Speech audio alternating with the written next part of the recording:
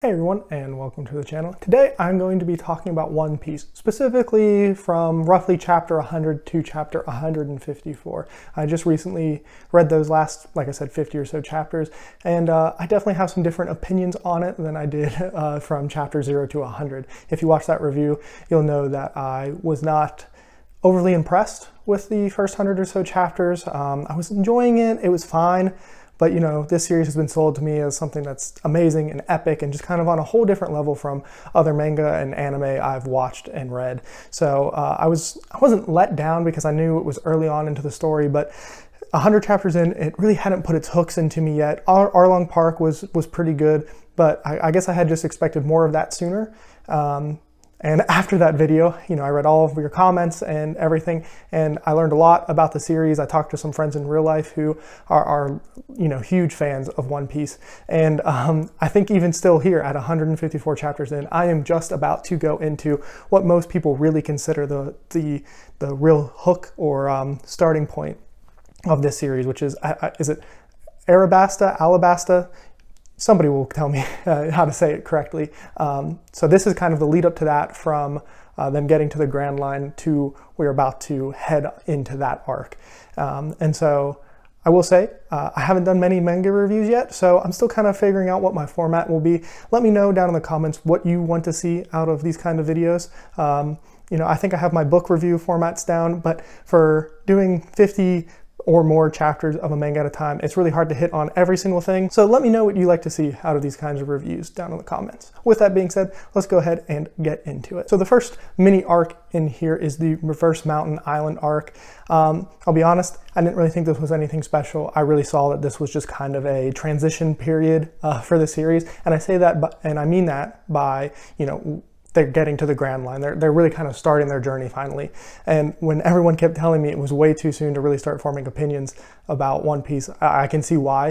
It was definitely premature, but you know, I was 100 chapters in, it just kind of felt like a good point. But once again, this arc wasn't really anything too crazy to me. Real transition period, like the whale. That was kind of cool, sad story. I have a feeling a lot of the things in these earlier chapters are going to come back around eventually. I've been told that Oda really doesn't just kind of throw threads out and leave them, and it might be 700 chapters before they come back around, but that eventually it will. So I'm assuming that the whale at some point is going to be important in the story. So we'll see. I don't really have much else to say at that arc. You know, it's the same kind of goofy, silly stuff that we've seen that I'm coming to enjoy in One Piece. After that, we move into Whiskey Peak, and that is kind of where I really started to get more of a feel for what was going on in the world, which is crazy to say because I know this world is huge and I don't know anything. I'm at like the tip of the iceberg. But at least for the foreseeable future, we kind of get introduced to the idea of island hopping and everything that comes around with that. And one thing that this section of the story did do that I was kind of looking for is kind of gave us a goal. Our goal was, you know, getting to the Grand Line and finding the One Piece. But obviously this is a super long series, and I knew that there were going to be building blocks along the way. And getting the princess back to her home island and everything that kind of got introduced there was really nice to see. It kind of gave me a short-term goal. I don't know how long that is actually going to last or anything, but to me it seemed like a good stepping stone of like, okay, and we've kind of have this world established, how it works, kind of. I mean, I know there's a lot that I still don't know, but we have this thing that we're trying to do as a crew. And I think that is some direction that I needed from the series. Also introduced some of the bad guys. You know, we get the people with their numbers and everything, and we kind of see that there's this criminal syndicate that is working behind the scenes, and that was another thing that I had wanted to see from the series. I'm sure this isn't the big bad guy. Skipping ahead a little bit, I know I saw a reference to Blackbeard, and I know that Blackbeard is a character in this series. So, I mean, I know there are going to be more and more villains, but to have even just some right now that the crew can focus on, go up against, you know, have some interactions with, I thought was really nice. I will also say the island design is really cool, and just everything going around. I can really see how creative of a series this is, and that really got emphasized to me when we move on to Little Garden, and that's the next, you know, island that they get to, and it is funny, Little Garden with the giants fighting on it. And yeah, some of the creativeness that goes on here, I really get to see with some of, I'm going to end up calling it magic in this world, and I don't know what it's called. I know they're devil fruits and everything, and that's, you know, where people get their abilities from, but is it okay to call it magic in this series? Because that's kind of what it feels like to me. But yeah, we get to see some of the creativity, the candelabra, just all of that stuff. You know, for the most part, we've seen the fishmen, and we've seen Luffy with you know, his Rubberman abilities, and to see some of the evolution and creativity, not only just of the islands, but of, like I said, the magic. Please let me know what to call it. The abilities was just really fascinating.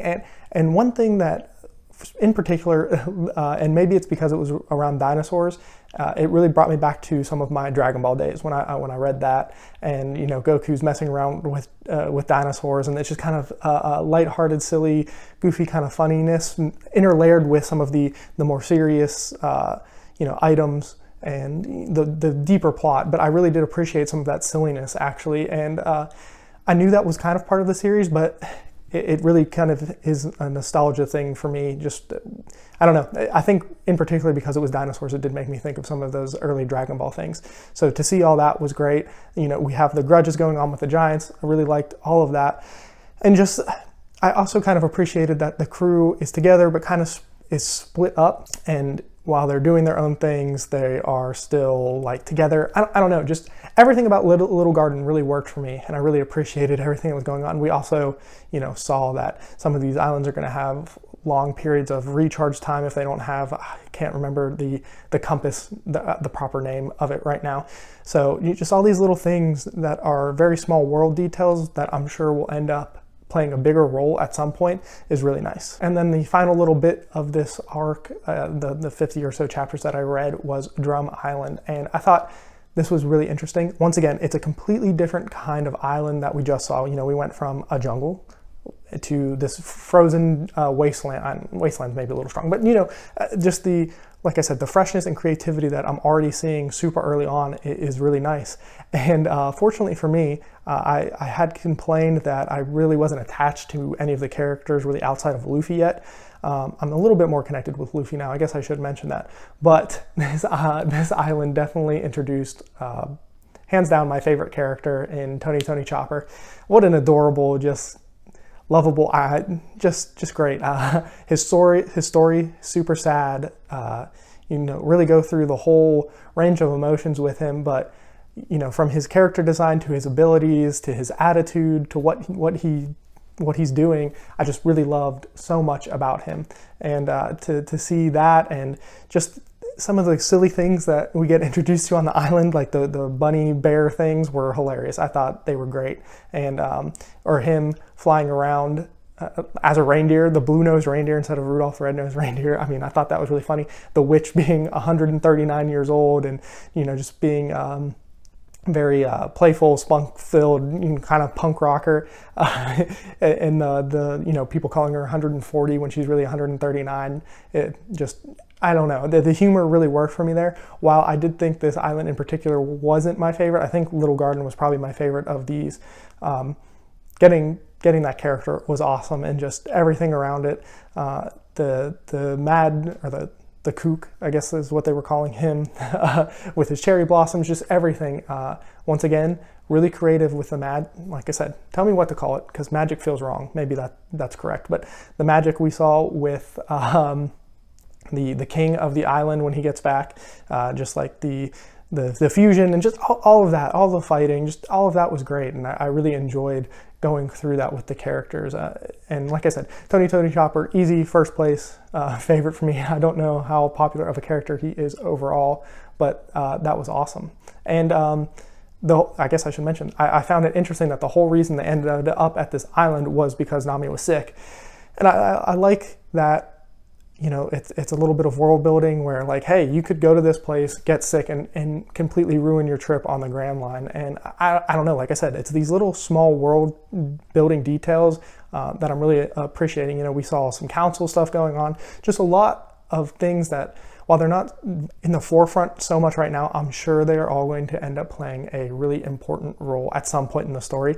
Might be 800 chapters away, might be 80. I don't know, but just from everything I've heard about this series, I'm paying a little bit more attention to some of the stuff that I might gloss over a little bit more if, you know, I hadn't been interacting about it. So overall, I would probably give this section probably 4 stars. I will say 4 stars, which means I really liked it if I'm going to use my book rankings, which is weird because it's manga and I normally don't really rank manga like that, but you know, it is what it is. I would say I gave the first 100 chapters 3 stars, which means I liked it.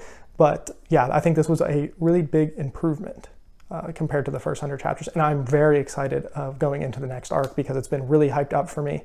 So hopefully it doesn't let me down. I don't think it will. I'm really starting to get a feel for the series. It's really starting to get its hooks into me. When I'm done reading it, I want to read more, which is always a really good positive sign for me. Another really positive sign is I'm sitting here trying to think of some negatives. And for the most part, it's all things that I just know it's story structure. Like, you know, we're transitioning into a new period. You're kind of getting a feel for things. And so I don't really have a lot of negatives to say. My biggest negative would maybe be just, I really don't have one, which is a good thing. And I think that's okay, especially because I am just kind of letting the story be told to me right now. I'm not trying to break it down to a point where I'm like nitpicking stuff because I know this is early on in a super long series. So that's kind of my overall feelings for it now. I don't really have anything else to say. So let me know any of your thoughts down in the comments below. I really appreciate getting to interact with people, you know. Let me know anything I should know going forward. Try not to spoil anything. I do know some spoilers for this series, unfortunately. But yeah, if you want to help be a guiding hand for me to, you know, appreciate this story as much as everyone else does, I definitely appreciate that. But as always, that's all I have to say. So I hope you have a good one.